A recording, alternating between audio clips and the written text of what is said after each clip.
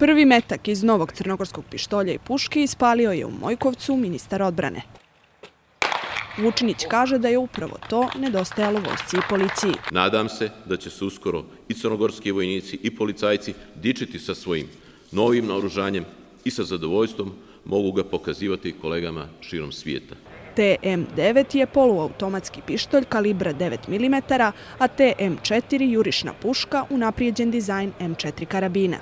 Oružje će biti predstavljeno početkom novembra na sajmu u Bangkoku, što bi moglo značajno uvećati trenutnu proizvodnju od 1000 pušaka i pištolja mjesečno.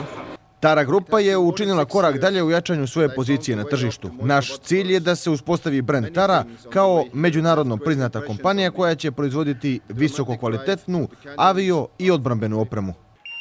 Tara grupa donirat će 280 pušaka i pištolja specijalnoj antiterorističkoj, zatim jedinici kopnene vojske i pomorskom odredu.